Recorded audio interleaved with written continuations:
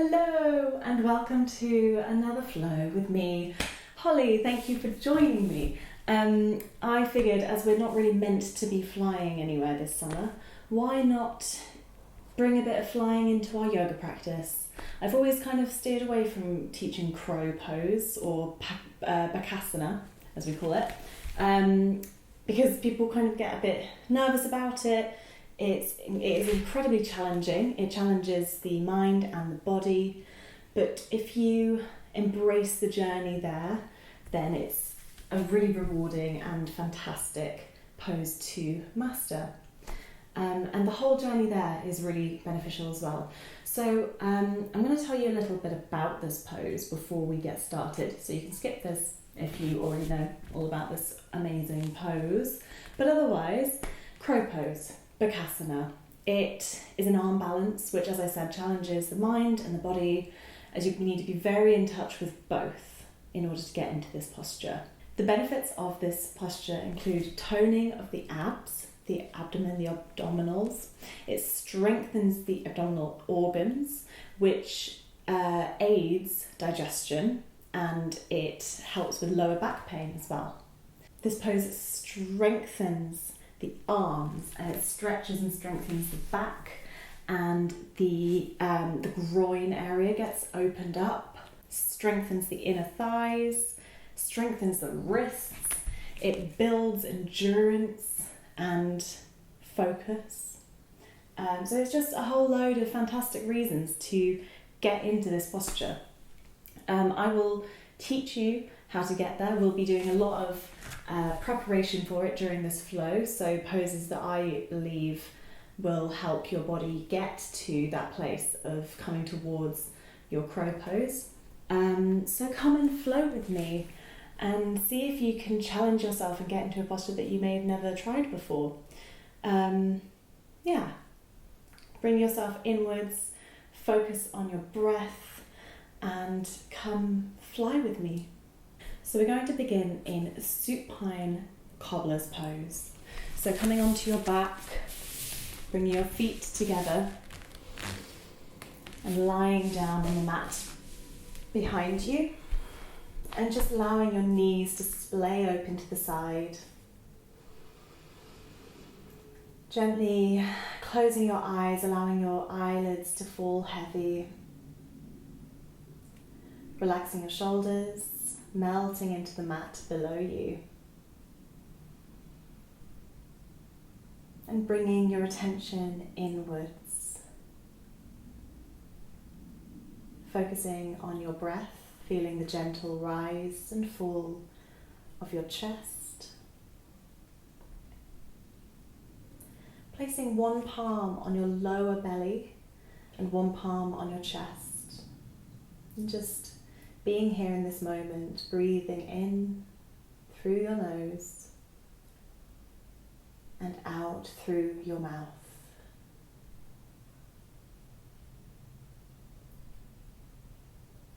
For the rest of this flow, really using your breath to help you through any challenging things you might come across. Using your breath to lengthen or deepen a posture, to create strength and stability, but also as a reminder to be easy on yourself, not letting yourself get frustrated, being kind to your body and your mind.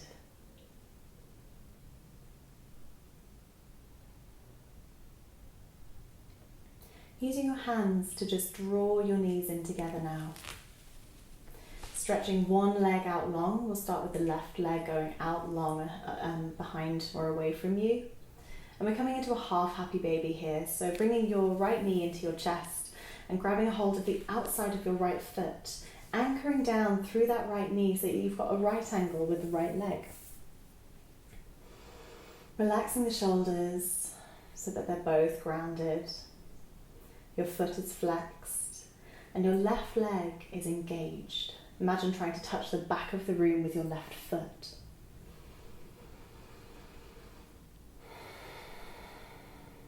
Opening up through the back of the right leg and your groin, opening the hips.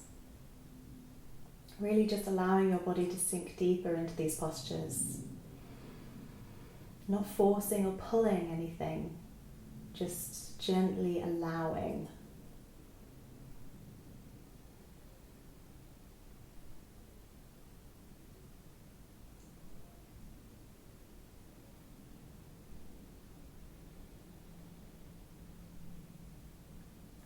Coming onto the other side now, so letting go of your right foot, stretching out long and bringing your left leg in towards you. Taking a hold of the outside of the left foot and making that right angle shape again with your left leg. Notice how you might feel a bit stiffer in one side than the other. All of our bodies are slightly lopsided, so it's perfectly normal for you to feel a bit stiffer or more tense in one side. Just notice and let that flow over you. And come back to the breath, relaxing the shoulders into the mat, engaging the right leg. Opening up through your hips.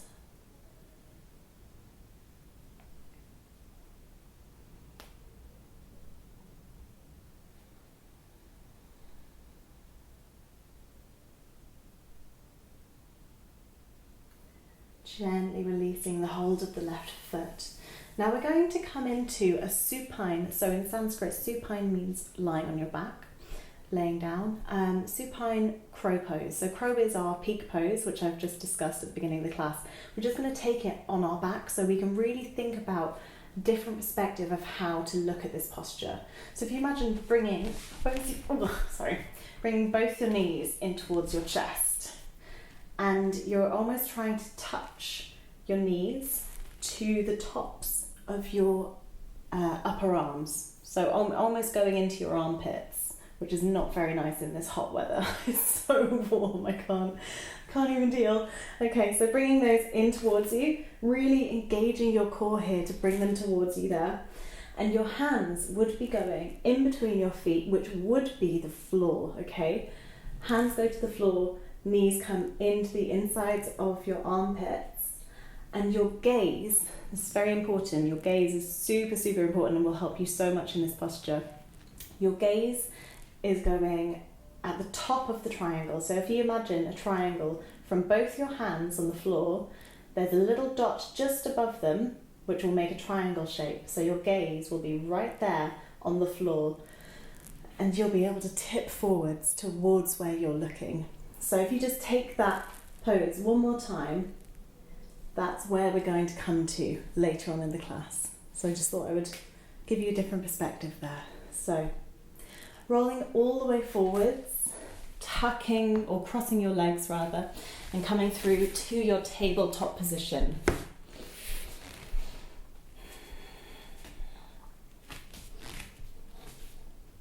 Wrists are underneath your shoulders, knees are underneath your hip bones, and your feet are just relaxing behind you.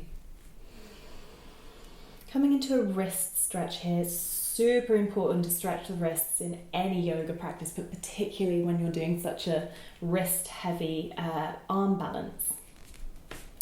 So just first of all, taking circles with the wrists. So having your palms on the mat and circling your upper body all the way over so that you're just playing with where the weight is being held in each part of your palms. Going back and forth, circling in different directions, taking your time.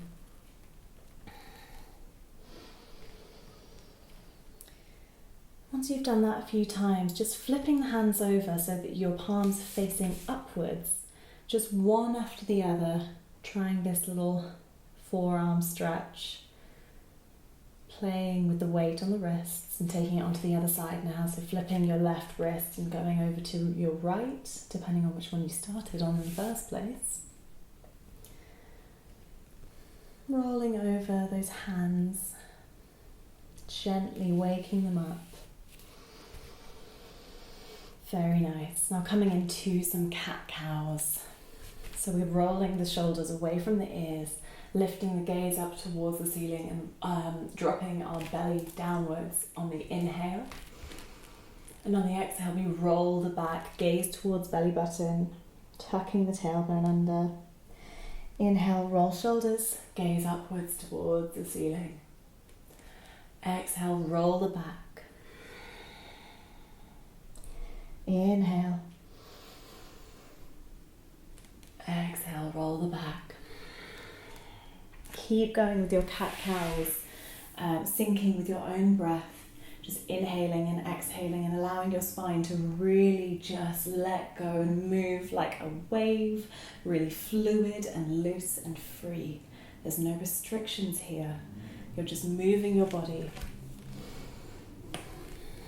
You can begin playing around with this stretch by coming down towards a child's pose, coming deep onto one side and the other, really getting into those parts of your body that you might not have stretched yet today or this week or, I don't know, whenever.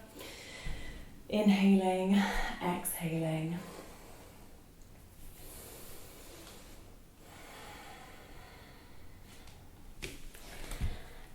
On your next inhale, coming back to your tabletop position now. We're going to try a little half flying crow. So if you imagine picking up your right leg and bringing your right knee towards the top of your right arm. So this is kind of where we're going to be getting to later on today. Engaging your core, focusing on a point in front of you, bringing your right leg up, coming towards the inside of your arm. Putting it back down again. Inhale here. Exhale. Focusing on a point in front of you, making that triangle from your gaze to the arms, to the hands. Engaging your core, engaging Mula Bandha, bringing your right leg up and coming through to your half crow. Now placing the right foot on the outside of the right hand, we're coming into a twist. Allowing your hips to sink deep, making a fist with your hand if that's comfortable, and opening up to the right hand side.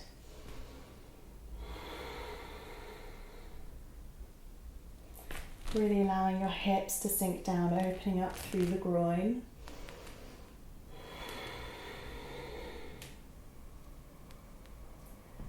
One more breath here.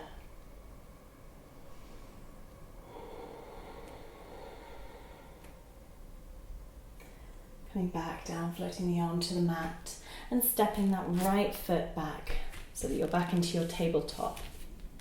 Coming onto the other side now, so engaging through your core, lifting your left leg up and bringing the knee up and over towards your left arm. Resetting down here. Really notice how much you need to engage the core to stay in that posture, and think about doing it with both legs later on. Engaging the core, coming through half crow and resetting. Engaging the core, finding your point of focus, relaxing your shoulders down away from you, coming into half crow. And resetting it back, coming one more time, half crow, engage the core, engage Mula Bandha, and step the left foot on the outside of the left hand. Sinking the hips down towards the mat, stretching out through the front of your right thigh. Bringing your right hand to the mat and opening your left arm up to the left-hand side of the room for your twist.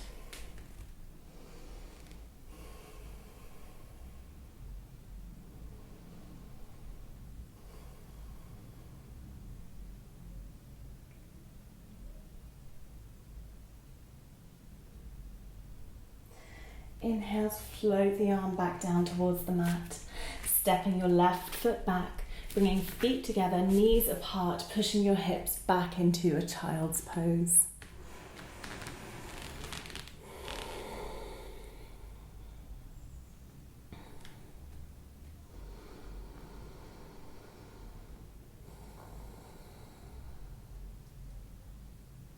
Tucking your toes under, we're pushing up and back into your first downward dog of the class, walking your downward dog out, creating space and length through the legs,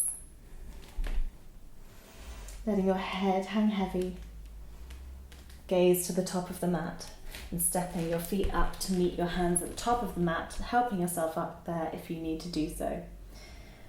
Letting your head hang in this forward fold. And with a bend in the knees, we float ourselves up, vertebra by vertebra, unraveling through the spine till we come to mountain pose at the top of the mat. I'm going to go to this side of the mat because I prefer doing it this way, but you stay at the top of your mat. So, finding ourselves in mountain, really anchoring down through your feet here, lifting your toes up, spreading them wide and anchoring down, feeling the ground below you, feeling the earth. Your foundations are going to hold you up through this practice. And with a bend in the knees, we inhale and rise the arms up and over, gaze follows hands. Exhale, we hinge from the hips, floating down to a forward fold. Inhale, hands to shins, halfway lift. Exhale, planting the hands down onto the ground. We step one foot back and the other to meet in plank. Inhale to lower the knees down to the ground. Exhale, floating all the way down to the mat. Inhale, roll shoulders back, low cobra. Exhale, floating all the way through tabletop up to your downward dog. Breathing here for 5 rounds of breath. Creating length through your arms, evenly distributing the weight through your hands so that you're not dumping all of that weight into your wrists.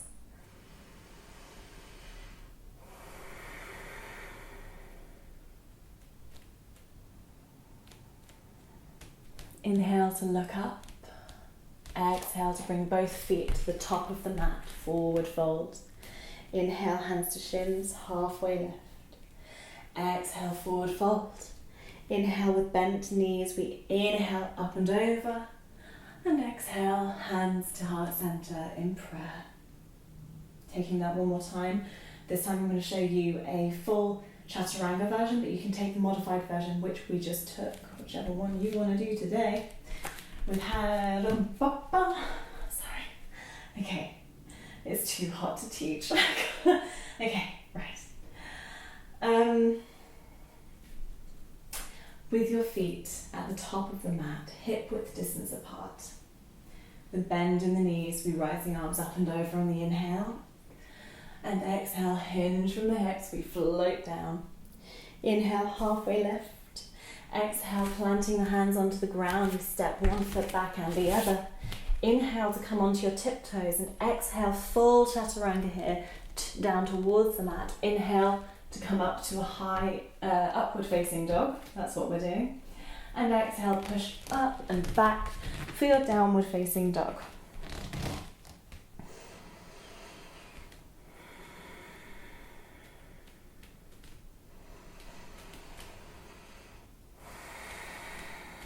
Inhale to look forwards. Exhale to step one foot up and the other. Forward fold. Inhale, halfway lift. Exhale, forward fold. Inhale, halfway lift. Exhale, forward fold. Inhale, halfway lift. Really find that flexion through the spine.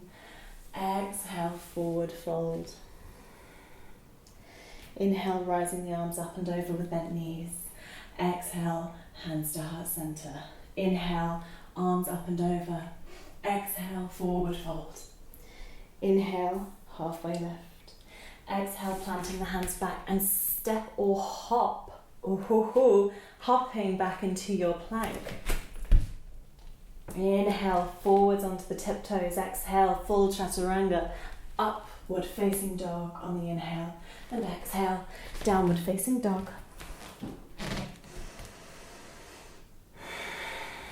Anchoring down through your left foot now, we pick up the right foot into your three-legged dog.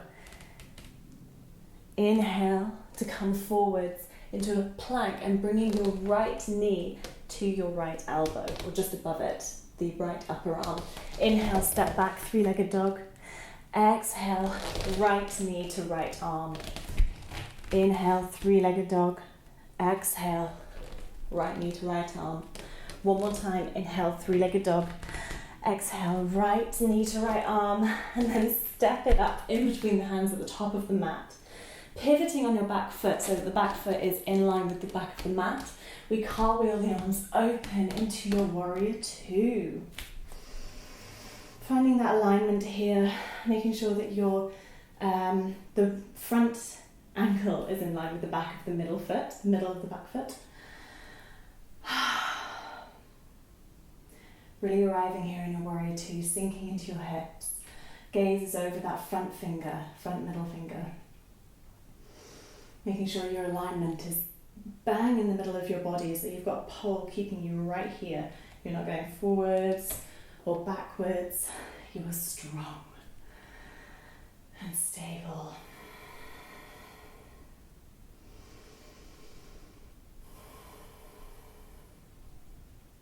We're coming into triangle pose or trikonasana now. This straightening up through the front foot, or the front leg, sorry. Reaching forwards, flipping the front hand as though you're trying to reach towards something, keeping your legs straight and cartwheeling down to a triangle pose, using the back of your right hand to open up through your front body. Imagine you're a piece of bread going into a toaster. You're completely flat. And you've got, you just easily fall into a slot like that, I suppose is my point. You could also be a money machine. I don't know what I'm saying. It feels like I'm in a toaster, it's that warm. Relax here in a triangle pose.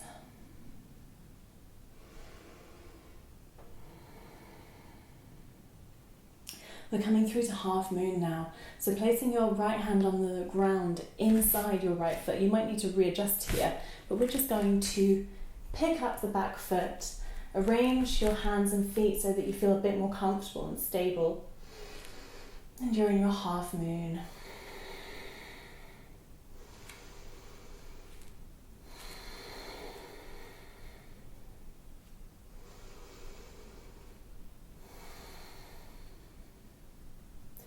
Coming back through to your warrior two here.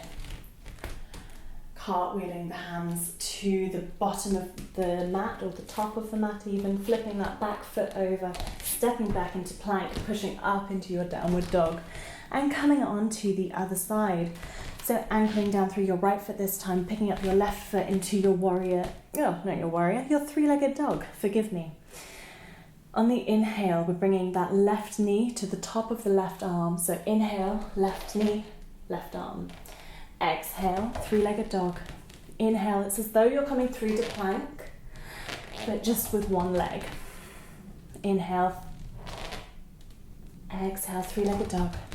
And one more time, really engaging the core. Inhale, and step that left foot up to the top of the mat, coming into your warrior two. Pivoting on the back foot, opening up, cartwheeling the arms, warrior two, sinking into that front foot. Gazes over the front fingers.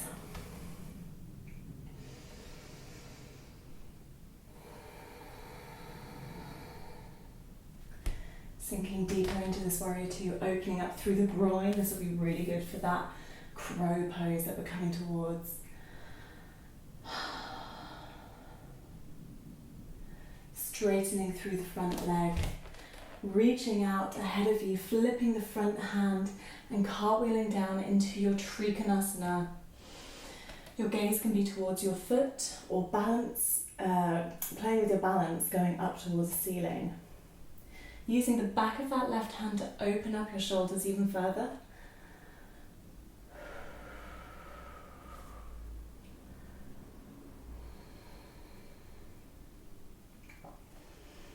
Now bringing your gaze down towards the mat. Sorry, I didn't really explain this one very well last time. We're coming into half moon. So you can bring your feet a bit closer together so that it's easier to get into this.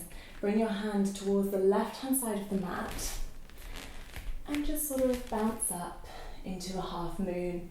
Your leg is sort of in line with the rest of your body.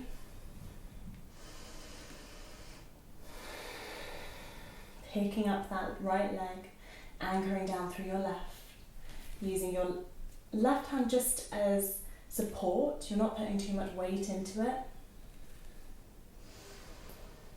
And stepping back, warrior two. Cartwheel the arms down. Framing the front foot, we pivot on the back foot, step back to plank and come through a vinyasa. Inhale, exhale, chaturanga. Inhale, upward facing dog. Exhale, downward facing dog.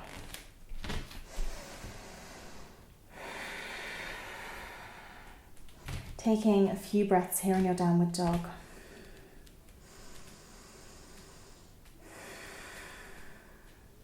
Inhale through to plank. Exhale, coming back to downward dog. Inhale through to plank. Exhale, downward dog. Inhale, plank. Exhale, downward dog. Inhale, gaze towards the hands, stepping your feet up to a forward fold.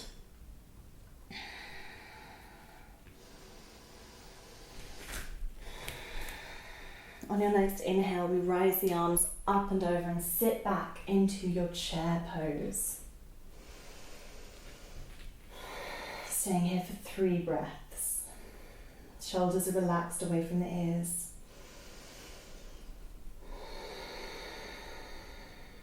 Turning on that ujjayi breath if you haven't already.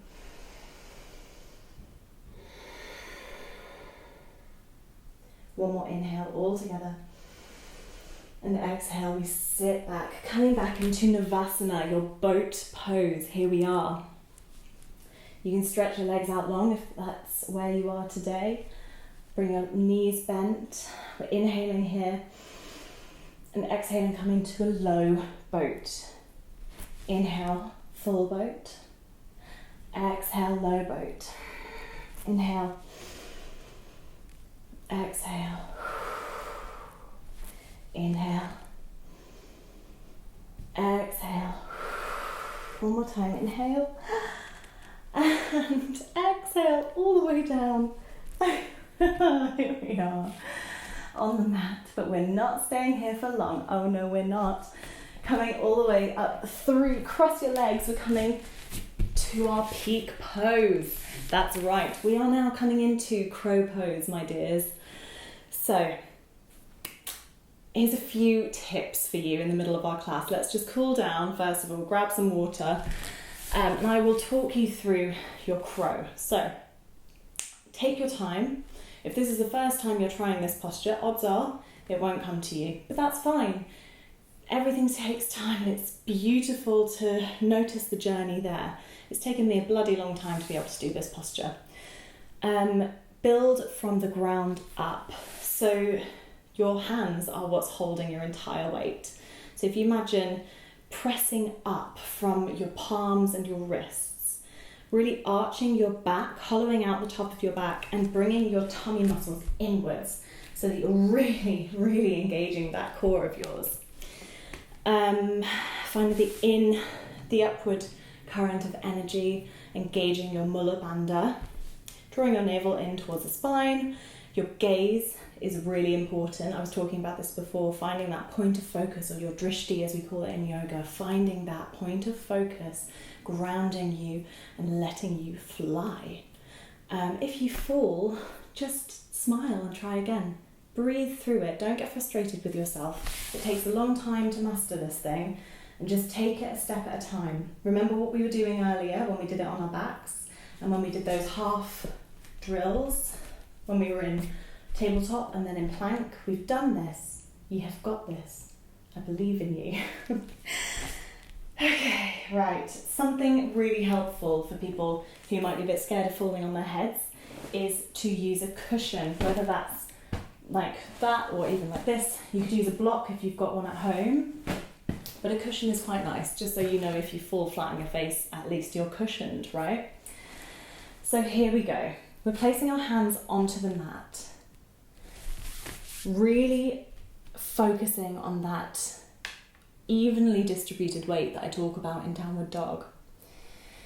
Coming up onto your tiptoes, bringing your feet towards your hands, and coming onto your tippy toes here now. So bringing your knees in towards your armpits. It's almost like you're trying to bring the tops of your arms in line with your shins, if that makes sense.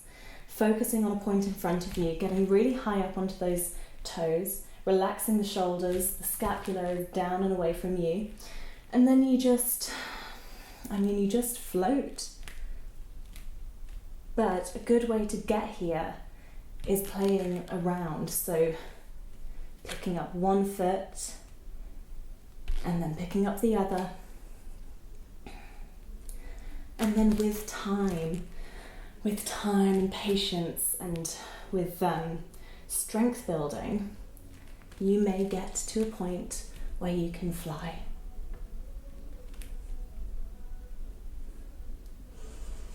So play around with that for a little while. Challenge yourself and feel empowered within your body. You have the strength and that challenge of the mind and body both working together, but also both trying not to distract each other from the ultimate goal. So I'll give you a little bit of time to play around with that. So again, just placing your hands down on the mat, focus on that point in front of you so that you've got a triangle coming up high onto your tippy toes and rocking forwards. It's just a case of rocking forwards, really. That's what this is. So there we are. Good luck. I hope that was helpful. You can come back and try that again another time. But for now, we're going to start winding down the class. So, well done if you managed to do that, by the way. That is not an easy pose. Coming onto your tummies now and coming into a locust pose. So bringing your arms behind you, grasping a hold of your hands and pulling back so that your chest rises up from the ground. Your feet are lifted. There's a channel of energy through your body here. Exhale to lower back down to the ground. This time you can either take locust again or you can take bow with me. So grabbing onto the insides of the feet. And on your inhale, really sort of pushing back, I suppose, pulling with your legs so that your chest lifts up.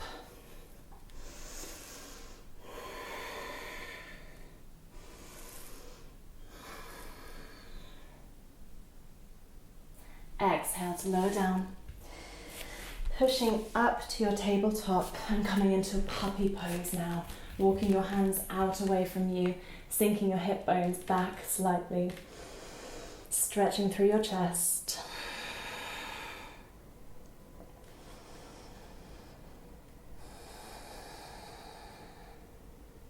Coming back to tabletop. And coming onto your back.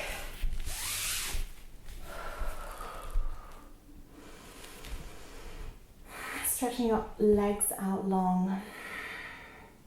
Bringing your right knee up towards your chest, hugging it towards you. And then just allowing yourself to roll to the left-hand side, coming into a supine twist. Gaze follows the right arm.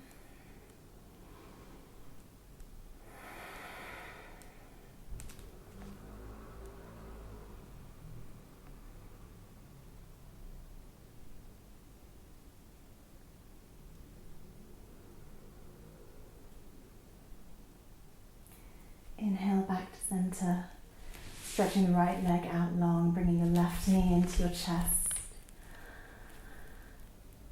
And exhale, floating it to the right hand side, coming into your twist.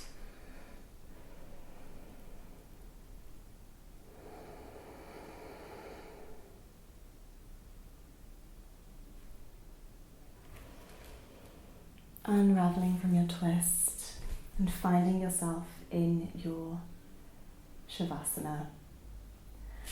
Allowing your body to completely sink down into the mat. And just kind of assessing how that class went for you, how you feel afterwards. And asking yourself if there were any points of frustration, if you weren't, for example, if you weren't able to get into that crow pose, asking yourself how you dealt with that, if you breathe through it, if you just kind of allow that to be the case today, even if you are able to get into it other days, and learning from these lessons that we learn in a yoga class, and understanding that the more you practice, the sooner, or eventually you will find these benefits that come out of a regular yoga practice. But it all takes time. Your body, it's keeping you together, literally. So it does take time for it to ease off and let go and allow for change. I'm going to leave you in Shavasana now. So just remain lying down for a little while. Allow that flow to really sink deep into your body and your mind. Thank you for coming to this practice today. I hope you enjoyed it, and I hope that you are coping in these really hot times. I'm clearly not. Okay, namaste. Thank you so much. Lots of love as always.